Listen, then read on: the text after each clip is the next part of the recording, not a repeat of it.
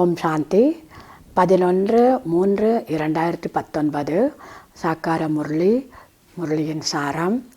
இனிமையான குழந்தைகளே, நீங்கள் பரமாத்மா தந்தையால் உருவாக்கப்பட்ட இந்த ஆன்மீக பல்கலைக்கழகத்தினுடைய இறைமானவர்கள் என்ற குப்தமான குஷி உங்களிடத்தில் இருக்க வேண்டும். நீங்கள் இப்பொழுது எதிர்கால புதிய உலகத்தின் ஆட்சி அடைவதற்காக படித்து கொண்டிருக்கிறீர்கள்.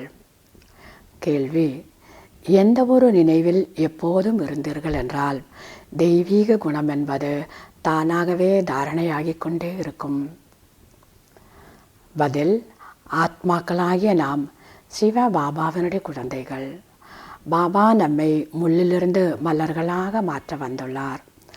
இத்தகைய நினைவு எப்பொழுதும் இருந்ததென்றால் தெய்வீக குணம் தானாகவே தாரணையாகிக் கொண்டே இருக்கும். படிப்பு மற்றும் யோகத்தின் மீது முழுமையான கவனம் இருக்க வேண்டும். விகாரங்களின் மீது வெறுப்பு இருந்தால் தெய்வீக குணங்கள் வந்து கொண்டே இருக்கும். எப்பொழுதாவது ஏதாவது விகாரம் உங்களிடம் வந்து போரிட்டால் அப்போது நான் முள்ளாக இருக்கின்றேன், நான் மலராக ஆக வேண்டும் என்று புரிந்து கொள்ள வேண்டும். ஓம் சாந்தி. நாம் ஆன்மீக பல்கலைக்கழகத்தில் அமர்ந்திருக்கிறோம் என்ற போதை குழந்தைகளுடைய புத்தியில் இருக்கிறது. இது உயர்ந்ததிலும் உயர்ந்த பரம்பிதா பரமாத்மாவினுடைய பல்கலைக்கழகம் என்பது நினைவில் இருக்க வேண்டும். நாம் அவருடைய மாணவர்கள் என்ற பெருமிதம் இருக்க வேண்டும்.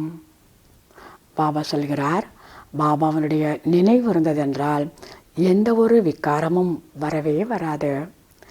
எல்லாவித தீய பழக்க வழக்கங்களையும் விட்டுவிட வேண்டும்.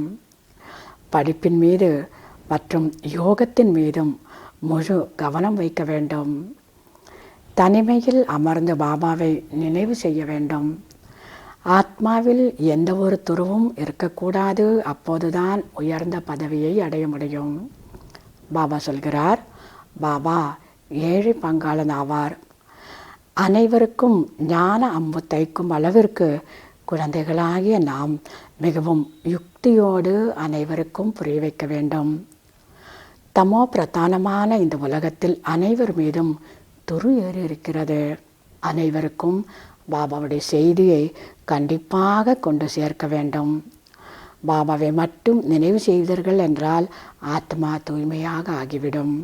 பாபா சொல்கிறார், சேவை செய்து செய்து நிறைய குழந்தைகளுக்கு தொண்டையும் கட்டிக்கொள்கிறது. ஆனால் யோகம் இல்லை என்றால் புரிய வைப்பதின் தாக்கம் யார் மீதும் ஏற்படுவதில்லை. சேவை செய்யணும், பாபாவுடைய நினைவில் இருந்து கொண்டு செய்யணும். இது ஈஸ்வரிய மிஷன் ஆகும். இங்கு மனிதர்களை தேவதைகளாக மாற்றக்கூடிய சேவை செய்ய வேண்டும். சித்திரங்களின் மூலம் நன்றாக சேவை செய்ய முடியும். பாபா சொல்கிறார், பாரதத்தின் பழமையான ராஜயோகத்தை பரம்பிதா பரமாத்மாவை தவிர வேறு யாராலும் கற்றுக் கொடுக்க முடியாது. பாபாவிடம் நாம் படித்து கொண்டே இருக்க வேண்டும். இது பிராமணர்களுடைய உயர்ந்ததிலும் உயர்ந்த பிறவியாகும். நமக்கு ராஜ்யத்தை கொடுத்து கொண்டிருக்கும் பாபாவிடம் புத்தியோகத்தினுடைய தொடர்பை வைத்து கொள்ள வேண்டும். பாபாவிற்கு சதா அடிக்கடி கடிதமும் எழுத வேண்டும்.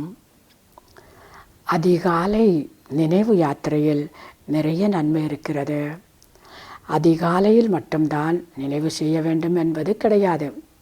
முழு நாளிலும் நினைவு செய்ய வேண்டும். ஆனால் அதிகாலை நேரம் என்பது மிகவும் வருமானத்தை தரக்கூடிய நேரமாகும். அதிகாலையில் எழும்போது பாபாவுடைய நினைவின் மூலமாக அதிகமாக சக்தி கிடைக்கும். மற்றபடி எழும்போதும் அமரும் போதும் சாப்பிடும் போதும் குடிக்கும் போதும் நினைவு செய்ய வேண்டும். சேவை செய்யும் போதும் கூட நீங்கள் நினைவு யாத்திரையில் இருக்க வேண்டும். நல்லது. தாரணைக்கான முக்கிய சாரம்.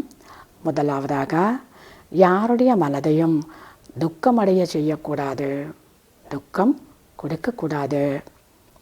உள்ளுக்குள் ஏதாவது பூதம் இருந்ததென்றால் சோதனை செய்து அதை நீக்கிவிட வேண்டும். மலராக ஆகி அனைவருக்கும் சுகத்தை கொடுக்க வேண்டும். இரண்டாவதாக, நாம் ஞானக்கடலின் குழந்தைகள். நாம் ஞானக்கடலினுடைய குழந்தைகள் எனும்போது உள்ளுக்குள் ஞானத்துடைய அலை எழுந்து கொண்டே இருக்க வேண்டும். சேவைக்கான யுக்திகளை உருவாக்க வேண்டும். ரயிலில் கூட சேவை செய்ய வேண்டும். ட்ரெயினில் போகும்போது கூட சேவை செய்ய வேண்டும். தூய்மையாவதற்காக நினைவு யாத்திரையிலும் இருக்க வேண்டும். சேவையும் செய்யணும், நினைவு யாத்திரையும் வேணும். வரதானம்: யோக பலத்தின் மூலம் மாயாவின் சக்தியின் மீது வெற்றி அடையக்கூடிய சதா வெற்றியாளராகுங்க. யோக பலம் இருந்தால்தான் மாயாவினுடைய சக்தியை வெற்றி அடைய முடியும். அப்படி வெற்றி அடையக்கூடிய வெற்றி மூர்த்தி ஆகுங்கள். விளக்கம்: ஞானத்தின் சக்தி மற்றும் யோகத்தினுடைய சக்தி தான் அனைத்தையும் விட சிரேஷ்டமான சக்தியாக இருக்கிறது. எப்படி பாருங்கள், விஞ்ஞானத்துடைய சக்தியானது இருள் மீது வெற்றியடை செய்து வெளிச்சத்தை கொண்டு வருகிறது. சுவிட்ச் ஆன் பண்ணவுடனே வெளிச்சம். அப்படி யோகத்தின் சக்தி சதா காலத்திற்காக மாயாவின் மீது வெற்றியடை செய்து வெற்றியாளராக ஆக்குகிறது. மாயாவின் சக்தியானது யோகத்தின் சக்திக்கு முன்னால் ஒன்றுமே இல்லை.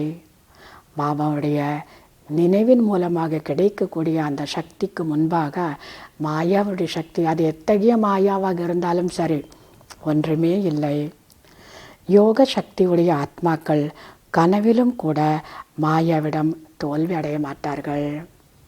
யாரிடத்துல யோக சக்தி இருக்குமோ அத்தகைய ஆத்மாக்கள் கனவிலும் கூட மாயாவிற்கு தோல்வி அடைய மாட்டார்கள். கனவிலும் கூட எந்த விதமான பலவீனமும் வர முடியாது. அப்படிப்பட்ட வெற்றியின் திலகம் உங்கள் நெற்றியில் இடப்பட்டுள்ளது. இதை அண்டர்லைன் பண்ணிக்கோங்க. இந்த விஷயத்தை அண்டர்லைன் பண்ணிக்கோங்க. பாபாவுடைய நினைவின் மூலமாக வரக்கூடிய சக்தி, இந்த சக்திக்கு முன்பாக மாயா, அது எந்த ரூபத்தில் வரக்கூடிய மாயாவாக இருந்தாலும் சரி, அந்த மாயா ஈஸ்வரிய சக்திக்கு முன்பாக ஒன்றுமே கிடையாது. எதுவுமே இல்லவே இல்லை. கனவிலும் கூட எந்த ஒரு விதமான பலவீனமும் வரவே முடியாது. அப்படிப்பட்ட வெற்றியினுடைய திலகத்தை உங்களுடைய நெற்றியில் இடப்பட்டுள்ளது. இதை விட வேறு என்ன வேணும்? ஒரு பாபாவை தவிர வேறு யாருமே கிடையாதுங்கிற விஷயத்தை, இந்த பாடத்தை உறுதியாக்கிக்கணும். ஸ்லோகன்: முதல் எண்ணில் வர வேண்டும் என்றால் வீணானதை சக்திசாலியாக மாற்றிவிடுங்கள். முதல் நம்பரில் வரணும்னாக்கா வீண் விஷயங்கள் என்னென்னலாம் வீண் இருக்கோ அவை அனைத்தையும் சக்திசாலியாக மாற்றிவிடுங்கள்.